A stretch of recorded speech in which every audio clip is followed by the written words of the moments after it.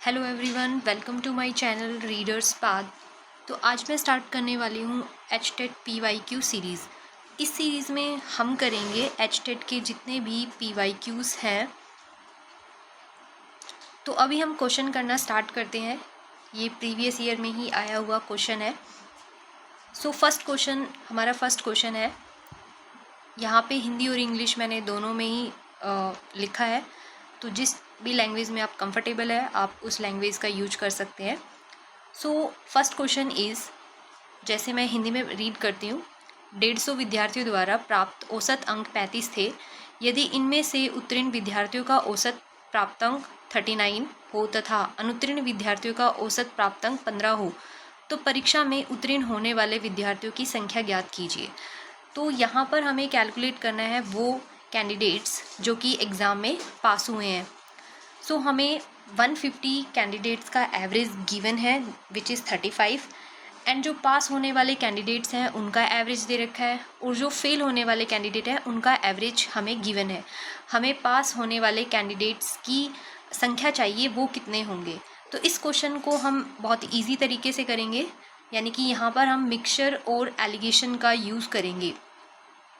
तो हमारे पास हम क्या करते हैं मिक्सचर एंड एलिगेशन में कि जो हमारे पास एवरेज है, इधर हम लिख लेंगे पास वाले स्टूडेंट्स का जो रेशो है विच इज़ 39, एंड जो फेल वाले बच्चे हैं वो उनका एवरेज हमारे पास 15 है, और जो हमें ओवरऑल एवरेज गिवन है वो हम बीच में लिखते हैं विच इज़ 35, एंड यहाँ पर हम क्रॉस में करते हुए माइनस करेंगे, यानी कि 39 में से अगर हम 35 को माइनस करते तो हमारे पास 4 आएगा, और 35 में से अगर हम 15 को माइनस करेंगे तो हमारे पास कितना आएगा, 20 आएगा। तो ये हमारे पास एक रेशो आ जाएगा, यानी कि ये जो रेशो है ये हमें बता रहा है नंबर ऑफ़ कैंडिडेट्स को। तो यहाँ से अगर हम इसको और छोटा करना चाहें तो 4 1 जा, और यहाँ पर हमारे पास 5, यानी कि ये हमारे पास रेशो बन जाएगा 5:1। दैट मीन्स पास होने वाले जो कैंडिडेट्स हैं वो 5 हैं, और जो फेल होने वाले कैंडिडेट है वो 1 है। तो टोटल हमारे पास जो रेशो है वो हमारे पास कितना हो गया, 6। अब इस 6 की वैल्यू हमें गिवन है 150, जो कि क्वेश्चन में गिवन है कितने कैंडिडेट्स हैं हमारे पास, 150। अगर हम एक की वैल्यू कैलकुलेट करना चाहते हैं, एक रेशो की जो वैल्यू हमारे पास आएगी वो हम क्या करेंगे, 150 को 6 से डिवाइड कर देंगे, जो कि हमारे पास कितनी आएगी, ये आएगी हमारे पास 25। दैट मीन्स हमें एक रेशो की वैल्यू मिल गई है 25।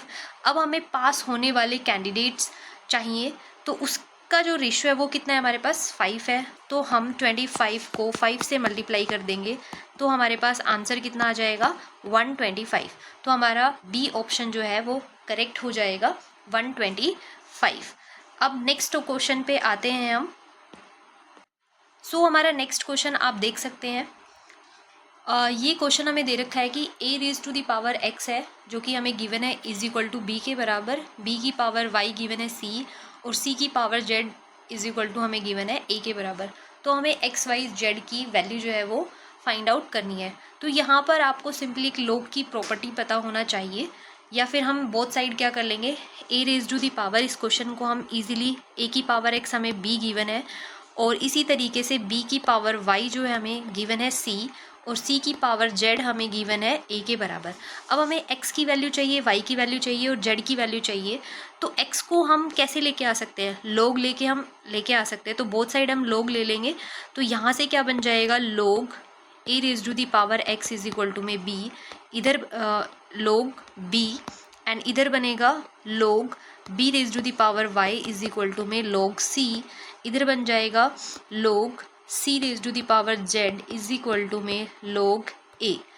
तो अब हमें log की एक प्रॉपर्टी पता होना चाहिए कि जब भी हम ऐसे लिखते हैं log m⁻n, तो यहाँ पर क्या होता है, n आगे आ जाता है और log m रहता है हमारे पास।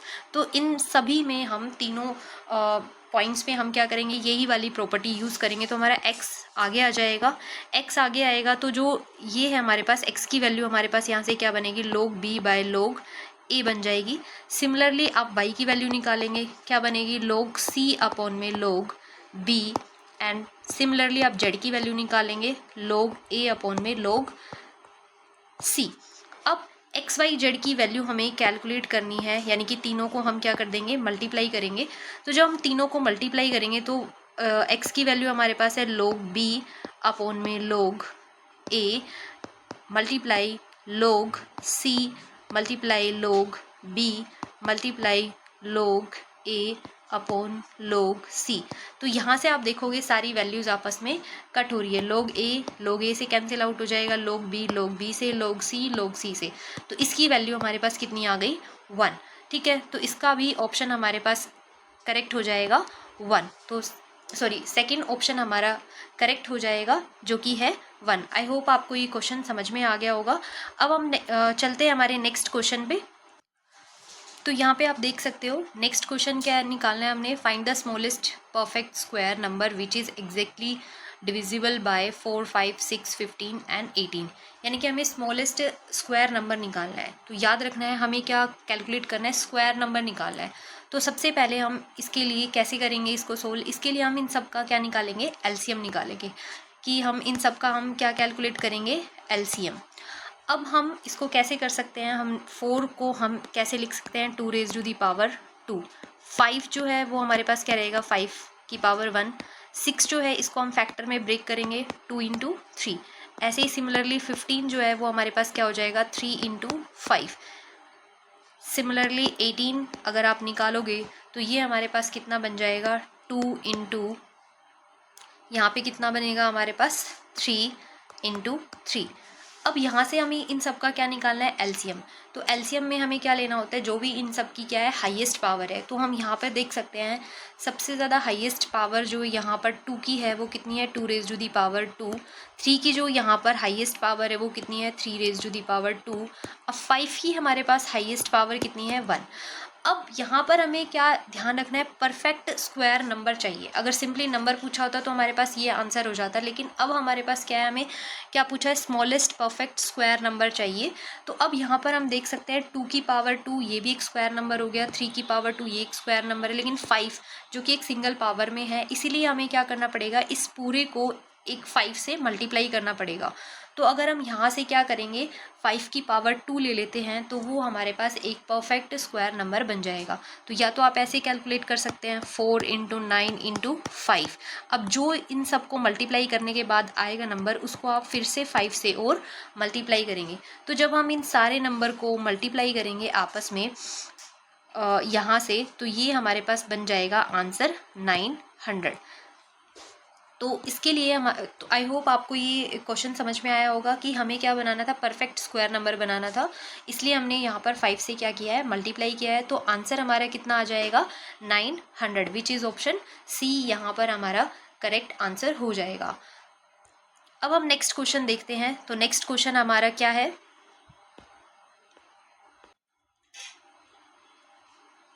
तो हमारा नेक्स्ट क्वेश्चन है what is the value of, इसकी हमें वैल्यू कैलकुलेट करनी है। √5 की पावर हमें गिवन है -5/2, √5 की पावर हमें गिवन है -3/2। अब इसके लिए हमें पता होना चाहिए जब भी दो नंबर आपस में क्या होते हैं, मल्टीप्लाई होते हैं, तो पावर क्या हो जाती है, ऐड हो जाती है। तो सिंपली यहाँ पर हम -5/2 एंड -3/2 को ऐड कर लेंगे, तो जो कि हमारे पास आ जाएगा -8/2। और यहाँ से कितना बन जाएगा हमारे पास -4। दैट मीन्स हमारे पास √5 की वैल्यू जो है, ये पावर कितनी आ चुकी है, -4। अब हमें पता है रूट की वैल्यू कितनी होती है, 1/2। तो हम क्या करेंगे, 5 की पावर -4 और इसकी पावर हम 1/2 कर देंगे। तो यहाँ से 2 से हम कैंसिल आउट करेंगे तो 5 की पावर हमारे पास कितनी रह जाएगी, -2। तो इसको हम ऐसे लिख सकते हैं 5 का स्क्वायर, यानी कि हमारे पास आंसर कितना हो जाएगा 1/25, which is option number 1। So I hope आपको ये 4 क्वेश्चन समझ आए होंगे। अगर आपको ये क्वेश्चन समझ आते हैं तो आप प्लीज़ कमेंट करिए। इसी तरीके से मैं ये सीरीज़ कंटिन्यू रखूँगी और ट्राई करूँगी कि इससे हमारी जो नंबर ऑफ़ क्वेश्चन है वो मैं ज़्यादा करा पाऊँ, और वो उसी बेस पे होगा जिस तरीके से आपका रिस्पॉन्स रहेगा। तो आई होप ये 4 क्वेश्चन आपको समझ में आए होंगे। और ये सारे आप देख सकते हो लेवल 2 यानी कि एस्टेट में ही प्रीवियस ईयर क्वेश्चन। तो हम सारे PYQs करेंगे, डिपेंड करता है आप किस तरीके से रिस्पॉन्स देते हैं। आई होप आपको ये पसंद आई होगी वीडियो। अगर आपको वीडियो पसंद आई है, समझ में आया है, तो आप वीडियो को लाइक करिए, शेयर करिए, सब्सक्राइब करिए।